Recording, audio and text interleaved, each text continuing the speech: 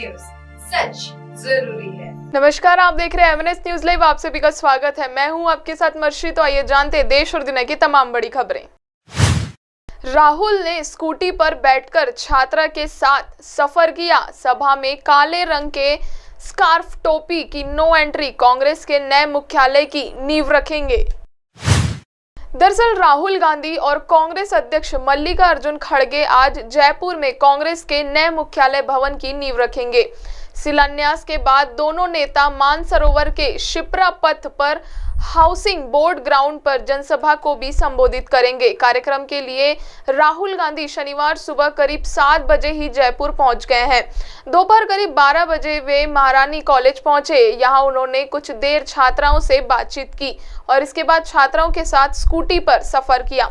इससे पहले एयरपोर्ट पर सीएम अशोक गहलोत, प्रदेशाध्यक्ष गोविंद सिंह डोटासरा ने राहुल गांधी का स्वागत किया। राहुल गांधी पहले मानसरोवर में कांग्रेस के नए मुख्यालय भवन का शिलान्यास करेंगे, फिर दोपहर में उनकी सभा होगी। इसके बाद वह 3:30 बजे गांधी वाटिका का लोकार्पण करेंगे। माना जा रहा है कि राहुल गांधी और खड़गे इस सभा में कांग्रेस नेताओं को नई सियासी लाइन देकर जा सकते हैं। महिला आरक्षण बिल पास होने के बाद दोनों नेताओं की यह पहली सभा है। ऐसे में महिलाओं को लेकर भी कई घोषणा हो सकती है। राहुल गांधी की सभा में कांग्रेस के 52,000 से ज्यादा बूथ अध्यक्षों, 2200 मंडल अध्यक्षों और 400 ब्लॉक अध्यक्षों, 40 जिला अध्यक्षों को मिलाकर करीब 60,000 के आसपास पार्टी पदाधिकारियों को इस सभा में बुलाया गया है।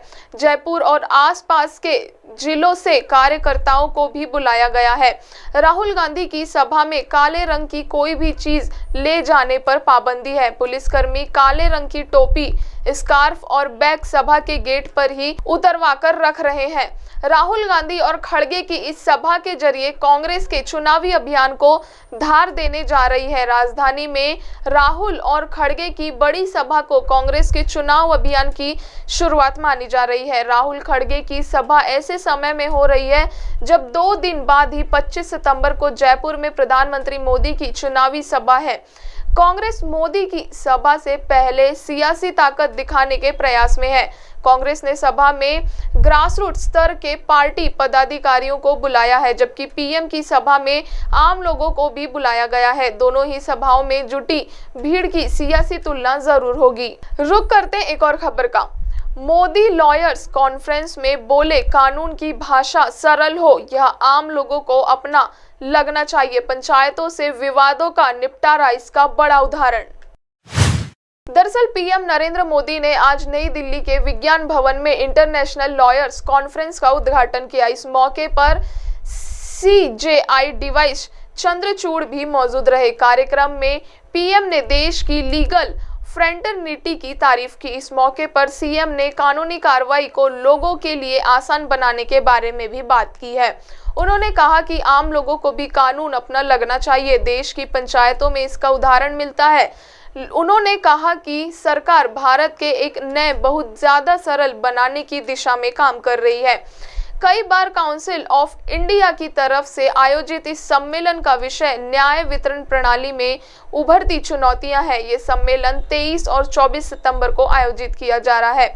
इस कॉन्फ्रेंस में लॉर्ड चांसलर ऑफ इंग्लैंड और बार एसोसिएशन ऑफ इंग्लैंड के डेलीगेट्स भी शामिल हुए हैं। पीएम ने कहा कि दुनिया भर की लीगल फ्रेटर्निटी के दिग्गज लोगों से मिलना, उनका दर्शन करना मेरे लिए एक सुखद अनुभव है।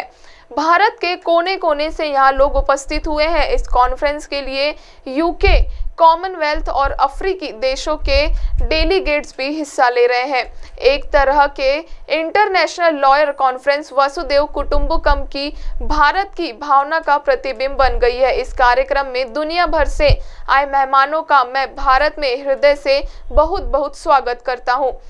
मैं बार काउंसिल ऑफ इंडिया को भी विशेष रूप से बधाई देता हूं, जो बखूबी से इस आयोजन का दायित्व निभा रहे हैं। रुक करते हैं एक और खबर का। वंदे भारत में दिखाई जाएगी 3 राजस्थानियों की वीरगाथा। जयपुर उदयपुर के बीच चलेगी राजस्थान की तीसरी ट्रेन। पीएम कल करेंगे शुरुआत। दरअसल राजस्थान को तीसरी वंदे भारत ट्रेन की शुरुआत प्रधानमंत्री नरेंद्र मोदी वर्चुअली 24 सितंबर को करेंगे। ट्रेन उदयपुर से जयपुर तक चलेगी। इस ट्रेन के साथ एक नया इतिहास जुड़ने वाला है। दावा है कि ये भारत की पहली वंदे भारत ट्रेन होगी जिसमें 3 स्वतंत्रता सेनानियों की शहादत की गाथा सुनाई जाएगी। ये वीर सेनानी मेवाड़ की धरती पर जन्मे हैं और आजादी की लड़ाई में विशेष योगदान दिया था। एक स्वतंत्र सेनानी ने हार्डिंग्स पर बम फेंके थे। 36 साल तक ब्रिटिश अफसर उन्हें ढूंढ नहीं पाए थे। वंदे भारत ट्रेन ऐसे वीरों की गाथा को यात्रियों को बताएगी। अजमेर रेल मंडल के DRM राजीव धनखड़ ने बताया कि उदयपुर से जयपुर तक वंदे भारत ट्रेन सेवा जल्द ही शुरू होने वाली है। फिलहाल उसका शेड्यूल जारी नहीं हुआ है। शुक्रवार को ट्रेन का दूसरा ट्रायल किया गया। पहला ट्रायल 13 अगस्त को किया गया था। फिलहाल ट्रेन उदयपुर रेलवे स्टेशन पर ही खड़ी है। रेलवे से अनुमति मिलने के बाद इसका संचालन शुरू कर दिया जाएगा। ट्रेन मंगलवार को छोड़कर सप्ताह में 6 दिन चलेगी। इसके स्टॉपेज उदयपुर सिटी, राणा प्रतापनगर, उदयपुर, मालवी, चंदेरिया, भीलवाड़ा, अजमेर, किशनगढ़ होकर सीधे जयपुर होगी। स्टेशनों पर ठहराव करीब 2 से 3 मिनट का रहेगा। DRM ने बताया कि इस वंदे भारत ट्रेन का सबसे बड़ा रूट मेवाड़ है। ये ट्रेन उदयपुर से चंदेरिया, भीलवाड़ा, अजमेर, किशनगढ़ होकर जयपुर के दुर्गापुर स्टेशन पहुंचेगी। इस ट्रेन में मेवाड़ के स्वतंत्रता सेनानियों की गाथा सुनाने का स्थानीय लोगों व जनप्रतिनिधियों से प्रपोजल दिया था। अगर इस ट्रेन में स्वतंत्रता सेनानियों की कहानी को सुनाया जाता है तो यह पहली वंदे भारत ट्रेन होगी। DRM ने बताया कि तीनों वीर सेनानी शहीद त्रिमूर्ति केसरी सिंह, जोरावर सिंह और प्रताप सिंह बाराहट भीलवाड़ा जिले के शाहपुर के रहने वाले थे। इन तीनों का शाहपुरा में संग्रहालय भी बना हुआ है ताकि हर कोई उनकी वीर गाथा को जान सके। तीनों की प्रतिमाओं के साथ ही उनसे जुड़ी यादों को भी संग्रह कर रखा है। रेलवे ने संग्रहालय से तीनों के चित्रों और उनसे जुड़े सामान का वीडियो मांगा है। अब आप हमारे चैनल को आपके मोबाइल पर भी देख सकते हैं। मोबाइल में देखने के लिए प्ले स्टोर से MNS news TV app download करें। इंस्टा, ट्विटर, फेसबुक और अन्य सोशल मीडिया प्लेटफॉर्म पर हमारा चैनल उपलब्ध है। आप हमारे चैनल को लाइव भी देख सकते हैं www.mnsnewstv.com पर। फिलहाल वक्त हो चुका है दर्शकों ब्रेक का। ब्रेक से लौटने के बाद देखेंगे देश और दुनिया की तमाम बड़ी खबरें। नमस्कार।